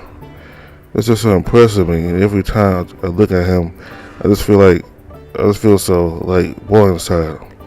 Man, good one, you know? My ears aren't wet, are they? General Moon, if you are being serious right now and not just messing with me at expense, then why the heck was he such an absolute asshole to him just now? Oh, that is fine. General Gunner calls that tough love. The more you care about someone, the more you should push them to their limits. That's all for their own good, so they can grow to their full potential. Really? Yes, it's a dangerous world outside. We have to keep our discipline as hard as steel at all times. But he's clearly doing his best. Can't you praise him from time to time? Do you ever relax? To live is a fight. If you want peace, then go ahead and die. General Gunner would say. I see. Jake. Come here, please. What the? Jake starts swinging his training sword and stares at us from afar. He doesn't leave his spot, he just looks at me for confirmation. I glare at him and deeply offended by his impudence at daring to order my soldiers. He glares back at me silently, but with the sharpness of my blade. I blink and look away, and reluctantly motion Jake to come to us. What the hell do you think you're doing? Moon. It's not the dangerous world outside, it's a shelter. I don't know what kind of upbringing you went through, but where I come from, we don't abuse people we love. Praise him right now. This is my shelter, my bloody shelter, mind you, and I will do whatever I damn please. Or I won't do this thing you like so much tonight with the... Shh. I quickly clasped my hands over his mouth, right when a tiny Jacob rises in front of us. He still wobbles on his feet, and he's so tired and he can't even master pain in his mind. My whole stomach grows cold just from trusting him with empathy. Maybe it's just my own personal embarrassment. I quickly balanced the ulcers in my head. Not much of a choice, huh? Jake, you're not my worst soldier. All this Ariel and Dagger and old are even worse than you. Thank you, General. Yeah, whatever. Now fuck off. Kindly. Jake salutes and runs off. His tail swings left and right much faster and more enthusiastically, and a genuine wag. Even from afar, I can feel him brimming with happiness and confidence and power. Through tears of joy, I can feel his spirit burning with enough intensity to nearly offset his exhaustion. It almost feels like if the circumstances were a bit different with another white puss, he would be able to achieve a blaze. How ludicrous. Feels good? Look at the human. He appears to be blurring my vision. I quickly dry my face. The moisture at the corners of my eyes already crusted into ice, so I scratch it off. Of course it does. But spoiling them will only bring them harm. They aren't lapdogs, they are warriors. In the heat of combat, the soft ones fall first, and the pack quickly follows. Right now, his superiors can make up for his weakness. For his pet mentality, but what if spoiling him would make him too mentally dissonant to connect? He's always subpar as is. Yet he's here. Not because he had a choice. Not because he had no choice, but because he was harassed to joining. He's been getting stronger and putting his life on the line for a very personal, positive cause. He's been doing his best despite the fairness you put him through. I'm thinking that showing appreciation for his work is going to make him suddenly grow weak. He doesn't look soft or weak to me right now. Look at him go. This is not how the military works, mate. It's not a playground. I was in training my whole childhood, so I know, no matter how well I did, I was never praised by my father. I mean my trainer. My father used to be a warrior too, so he praised us all the time. That's not a good case for your argument. I laughed and grabbed his shoulder. To be honest, there seems to be a fair amount of muscle for his size, but I can still almost touch my claws by wrapping my hand around. Anyone can walk around calling himself a warrior, but what really matters is how much he can save with his power. Tell me again, how do your noodle arms and stressless upbringing serve you through the weeks where your pack was starving, cornered by the monsters? We did as much as we could. You were in a really tough spot. Exactly. If you aren't used to the tough, you are helpless when the tough comes to you. Even you must understand that after what you went through. I do. It's just sad, you know. You have to draw the line at some point, right? To what end do you fight? Imagine a world without the monsters, where everyone is at peace. You don't need to fight at all. Right. A world where you have absolute freedom to do absolutely anything you want, with no expectations from anyone. What will you do then? I don't know, fuck a lot? Just that? Remember, you can do anything, no limits. Oh, okay, right. Then I guess I will get fucked from time to time too. You're not taking this seriously, are you? Of course not. Why would I? What I think or want doesn't matter. There's no other path for me. You may not realize it, but I'm not even a person or a weapon for my nation. a concept of a hero, and I've been failing to fulfill even that. Right now, I'm only borrowing traces of his power, but one day he will wake up for real and I will cease to be me. So no, I don't take your ridiculous what if seriously. Is that how you think about Moon? What he says that you are quite literally the same person, only difference being, no, I'm not any of those dead moons. I'm me.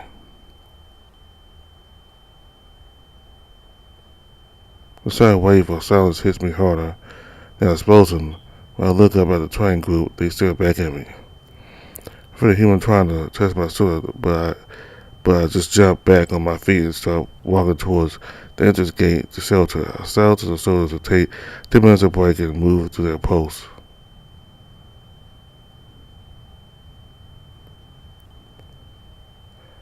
When I enter shelter, I welcome the silence of its thick metal walls. Sometimes I just feel like being alone right now. It's one of those moments. Walking down the spiral stairs, I try to calm myself down with slow, deep breathing. I don't want to lose my cool again and do or say anything stupid. Ever since I came to this place, I've been feeling on edge. My mind, my thoughts are too loud, too sharp. Am I going crazy from the lack of real battle? Am I that guilty from wasting my time here doing nothing instead of moving my blade where it's needed? Or maybe I'm not used to safety. Maybe I'm just... General, wait. I look up. He's a few floors above me, looking down at me. I stop. He starts chasing me and stays there.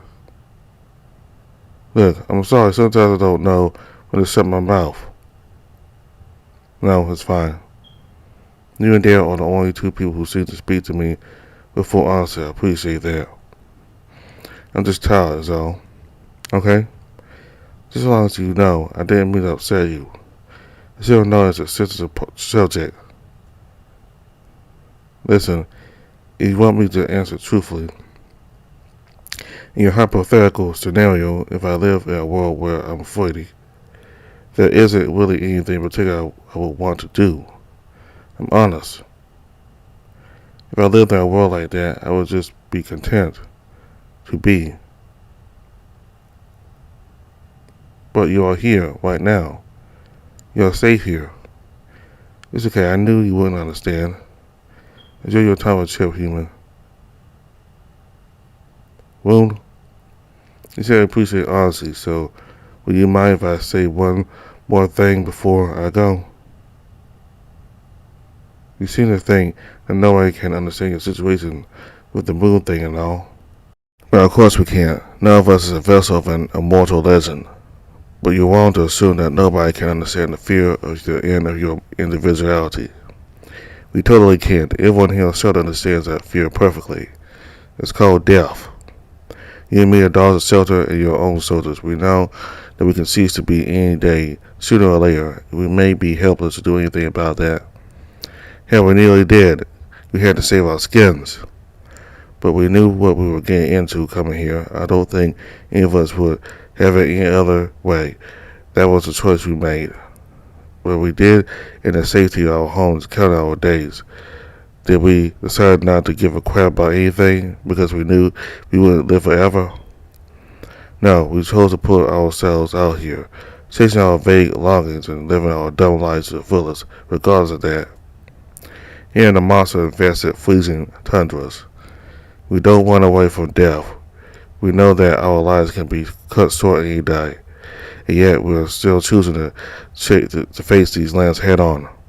In our own fleeting lives, we all have things we care about, and we choose to be the truest version of us.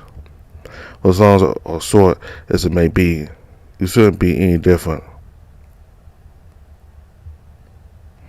Huh. You know, maybe Moon's awakening doesn't sound so bad after all. At the very least, I bet he's probably going to be nicer to you than I am right now. Maybe not, doesn't matter. One way or another, you are here right now, and you will always be welcome.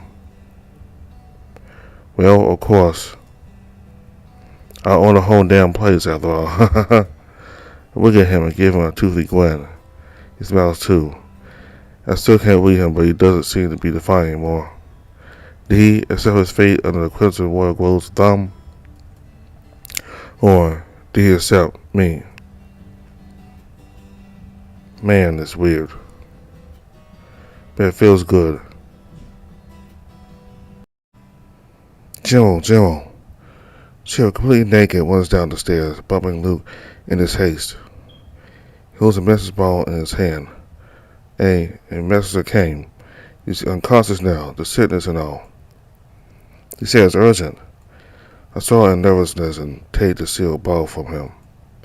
Inside there's a letter. I read it. As I do, the cell of the message ball slips off my hands. It bounces down the stairs and gets swallowed into the darkness down below.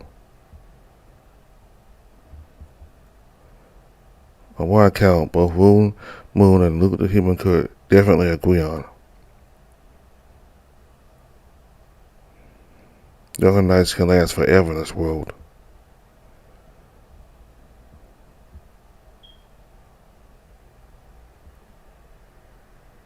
It's cold. It's to feel good to me. This is my element after all. However, even in ice and wind, the guilt inside me burns uncomfortably. I will, General, for a monster spot 2 kilometers south past Mosberg. 2 more to the east, 1 more to the west. The west one is the Scarlet Plume, General.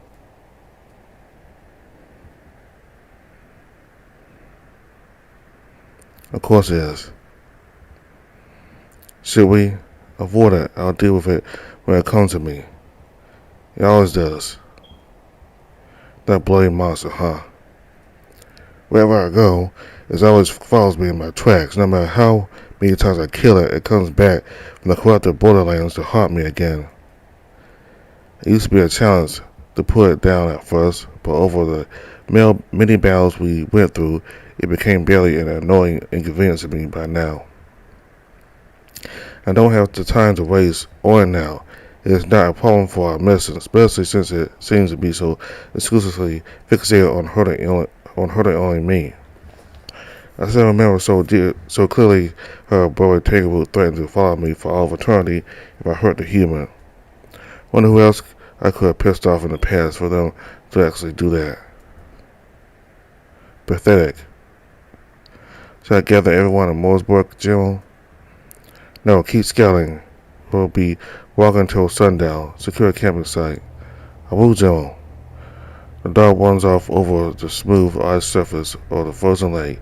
His claws let out faint clicks with each leap. Come to think of it, aren't we coming closer to Colossus' resting place? It's been so long since our last visit here. I can't pick up our old scents anymore. Still, I'm pretty certain. What do you mean by walking until sundown? Weren't we going to stay in Mosberg? Crap. Rune. Where are we really going? It's your Rune Moon to you, mutt. You will see. No, tell me where we're going, or I'll grab him by the collar of his coat and lift him up with him off his feet. Not even growl, I just stare at him. It's funny, his eyes don't scare me anymore. Don't waste your breath, human. There are many days of travel ahead of us. Rune, please. I thought... Oh, I know what you thought. You had big plans for me, didn't you? He won't give Stelter up. He needs it more than any of us. Is that what you said? You thought you got me wrapped around your finger simply by whoring yourself out and saying a few nice words. No, human, nothing changed. Neither your situation nor mine. I have people who depend on me to save them. Nothing else matters. He looks at me in disbelief at a loss for words. Yet he won't look away. Our eyes are locked. Mine in resolve, his in desperation. I can't leave Stelter. I don't care about the apologies. I just want us to live in peace. Oh, wouldn't that be nice? I thought about that too, you know? How fun it would be to just turn your back at the rest of the world. I mean, we all deserve some piece of freedom from time to time, right? Well, not me. Well, I was digging around here in the middle of fucking nowhere, even though I knew I could be used elsewhere. My father, he, Rune, if you just tell me what's wrong, if there's anything I can do for you, we can talk. We can talk. Ha! Talking doesn't save people human, but your relics, your power, yes, those may just do. I let go of him, and he drops and slips on the ice. Without turning to look at him, I continue walking with the rest of my soldiers. I could hear him at first, but eventually the sounds of his boots echo through the icy field as he tries to run away. Absolutely pointless. Call him. Keep him on a chain. Right away, General. He still tries to run away. He slips on the ice. I can hear him begging them to let him go. He calls out to me too. I don't want to listen.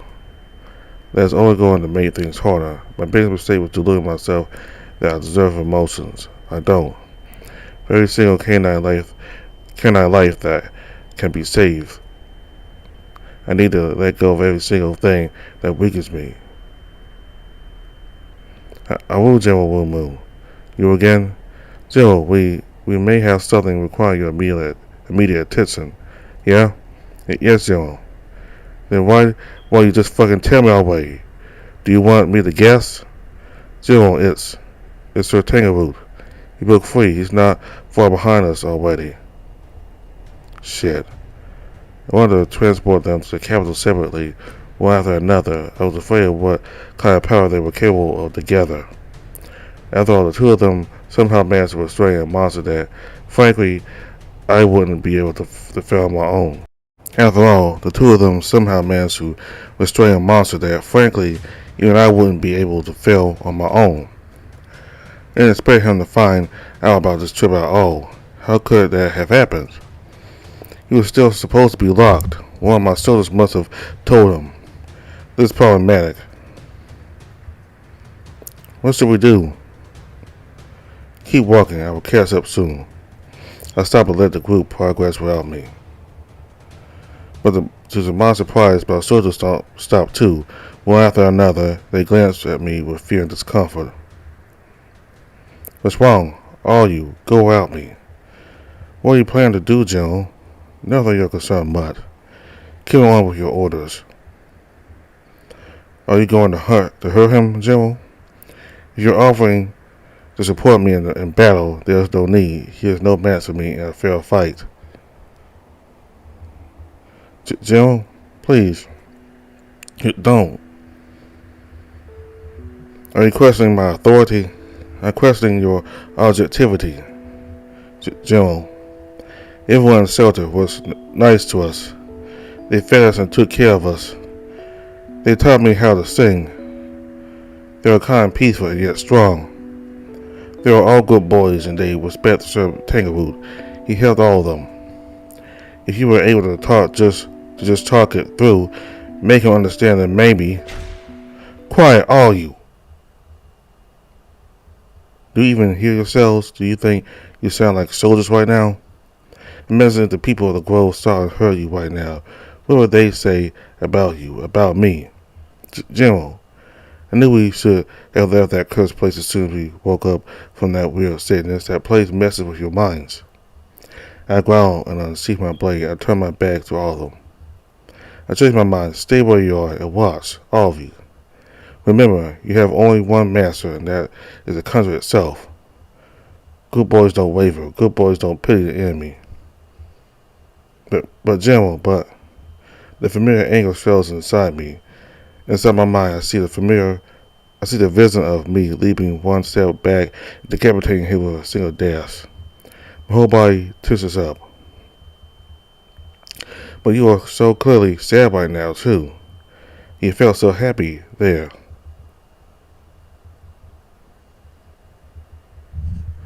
No rest is for you for 2 days, Chip. I walk away, leaving all of them behind.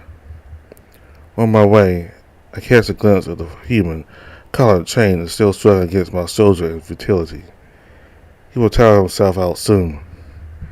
They will all forget. Everything will return to how it should be.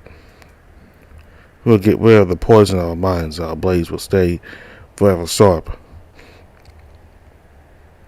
I can see the big dog in the distance. He's running at us. Has he been running all the way here? It is not going to be hard to subdue him if your right tire already. The snowy wind comes down, and more light shines from between the clouds. The surface of the lake shines like a dark flawless gem. And deep below the surface, I can clearly make out the form of a colossal creature still encased inside it.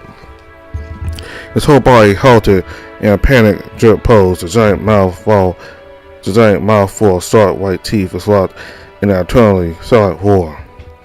Then I see something especially disturbing, something I thought I imagined at first, but now I can see it again. The eyes on its manor-sized head still shine with the white light of a living monster. Moon! I raise my hand. Tangle draws close. Each heavy state echoes through the trembling ice. He starts roughly 50 meters away from me. He's careful. His chest heaves, but there is no tiredness in his eyes. Only anger. You shouldn't be here, Sir Tanglewood. Go back and wait for your turn. Your friend's in good hands. The Crimson Royal Grove will decide his fate. He may even be able to help us all. Ha! Well, of course, there's no fooling you, is there? You know exactly what kind of fate awaits him. After all, wasn't it you who procured knowledge and power from the foul lies yourself? And how good you were at that. And look at you now, a liar, a traitor, a hypocrite. Who are you to criticize me, huh? Do you think you are any better now? Do you really think someone like you can be forgiven? I can see through your disguise, Tanglewood. We are all sinners, yes. But you are the baddest boy of us all. Why are you silent? Speak. You are not Wu Moon. Who are you? What? This is not the same man I spoke with the last time. Who are you truly? Stop this nonsense. Speak clearly. I see. You use his mana. Is that what finally woke you up, Sir Moon? What a joyful day it is indeed. But why are you still pretending to be asleep then? Acting like a child who's clearly awake but doesn't want to get out of bed. Forgive me, but I will not indulge you. Wake up, Moon. Wake up. If you want to keep your precious head on your neck, you will start with this sick taunt right now. You asked if I thought myself better than you, if I thought myself worth of redemption. The truth is, General, I do not care. I am fully aware that the damage I inflicted cannot be undone. My sins should never be forgiven. But every day, dogs like you or me step on this soil, the world's worse for it. And yet I could not care any less about having everyone as my enemy, as long as he is kept safe at my side. His life is more important than any of ours, Sir Moon. To lock him down would be to smother the last glimmer of light in our hopeless realm. He can do the impossible, see the invisible, touch the untouchable, break the unbreakable. A budding deity, and someone who, despite all reason, called me a good boy. He saw something in you too, you know? That's very touching, but that changes nothing. Indeed. I told him his trust and hopes were misplaced. Yet I still feel regret for being proven right. What do you want to know? What do you want to do now? The dog in front of me calms his breathing down and then takes on the famous claw of the fang fighting stance of the Tanglewood monks. I shake my hand. Both you and me, now you stand no chance at a fair combat, buried Tanglewood. What happened last time was just a dirty trick. You'll take me by surprise for the second time. Oh, do not worry about me, General. Half dirty tricks are plenty. So be it. I jam my sword into the ice by my feet. I'm not going to use it at this point. A simple execution will not suffice. I whisper a spell into the icy air as I grab a handle of the dagger under my cape. White sparks start flowing along the crudely chiseled black stone blade. The white glowing eyes of the frozen monster beneath us seem to be fixated on it. I do not dare to look behind me. I don't want to see the look on the human's face. Even though in less than a minute neither of us is going to remember what transpired here, I still feel. I feel guilt. I can still stop. I can let them go free. I want that so much. But I know that every time I hesitate, innocent lives are at stake. Lives of so many people I will never meet. And sometimes the lives of those close to me too. Don't think. You're not a dog. You're a blade. Please. Let them be the final two sacrifices I will ever have to make. My name is Bird Tangaroot of the St. Bernard Dark Clan, the cook of shelter and the enemy of the world. Your legend ends here, hero. My name is Rune of the Siberian Husky Clan, second high pet general of the Crimson Royal Grove, the undying howl of the Crimson Soul. In the name of the King, I'll forever banish you from the pack of all.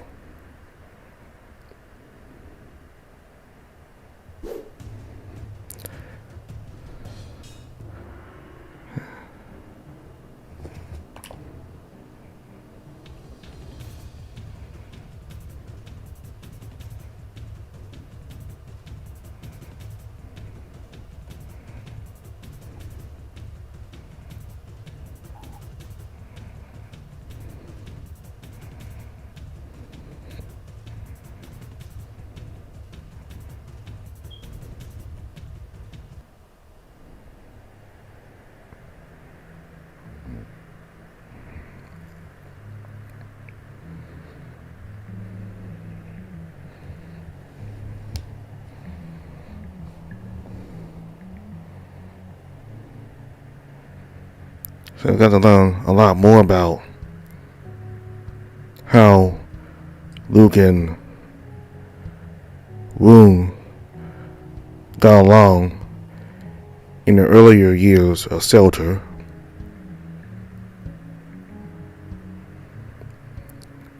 There was certainly tension between the two of them. However, at times there were cracks in Rune's exterior facade. This cold, ruthless warrior taught to be strong. Instead, at times, because of Luke, his facade starts to crack. His real horny, goofy self comes out. His real self comes out even to the point that while they were inside the shelter, he made jokes with Luke. So his real self is starting to come out more. And even as he was about to fight Burry, his real self came out some more again. He felt guilty about what he was going to do with the human, Luke, as well as with Burry. I assume that if he is able to take Luke back, if he's able to take Luke to Morsborg or wherever place is the capital of the kingdom, where the king and all the officials are, I think the Crimson Royal Grove will probably either force him to share his knowledge with them or possibly just execute him.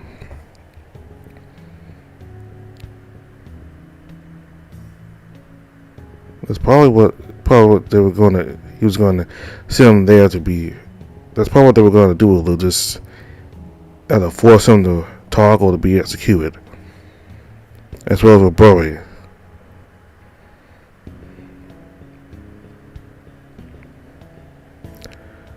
And about Burry, if you've played his route, you know his past with working on experimenting people, and sharing his knowledge of the people he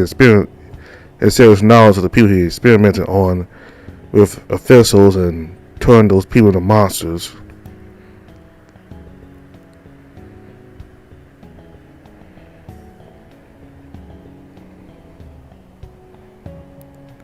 So you got to see, if you play his route, you got to see that part of Burry, the more villainous part of him.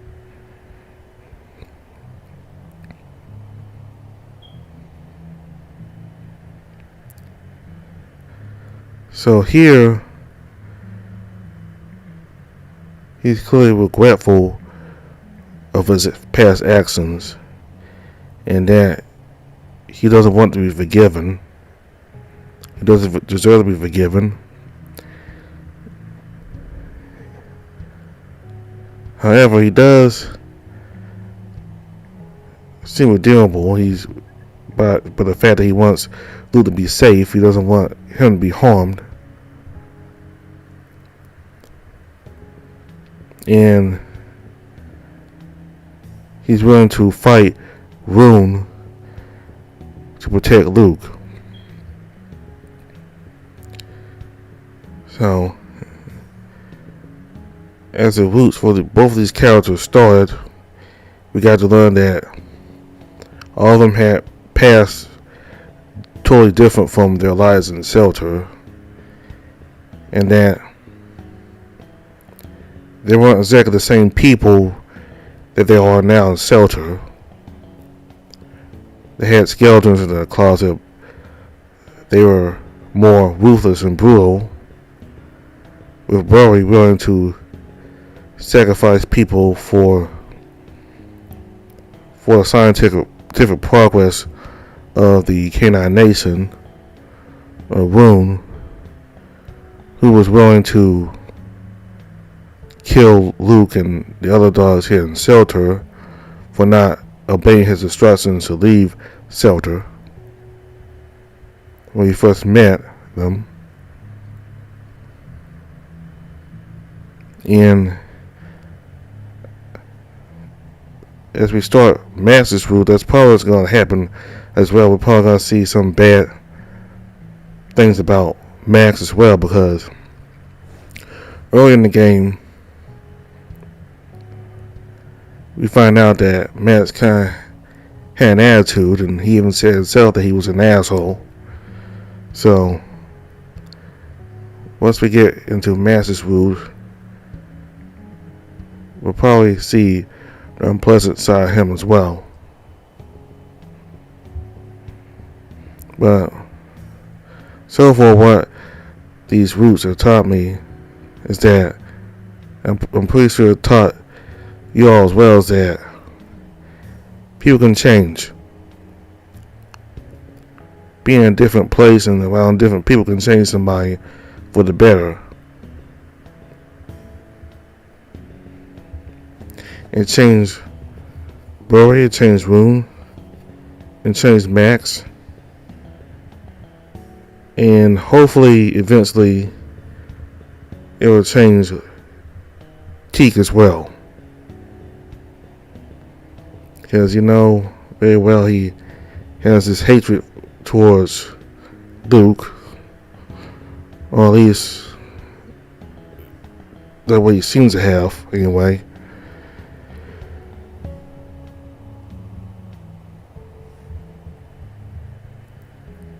So next time we'll continue with Rune's route, in which both he and Burry battle to keep was the two of them battle over Luke. Rune is battling Broly so he can take Luke to the capital, and Broly is battling Rune to protect Luke and keep him from being taken to the capital, where he has a risk of being executed.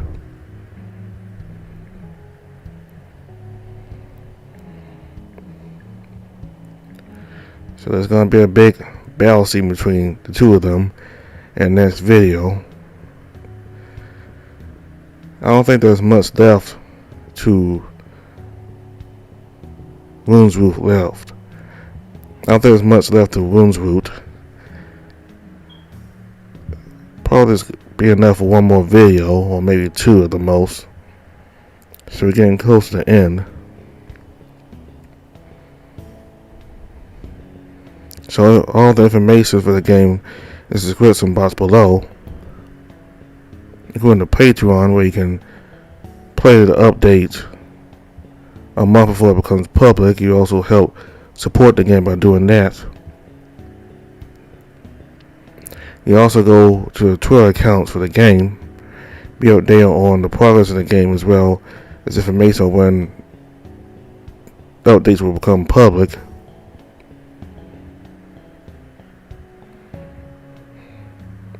So that's all I have for now. Thank you all very much for watching. Goodbye.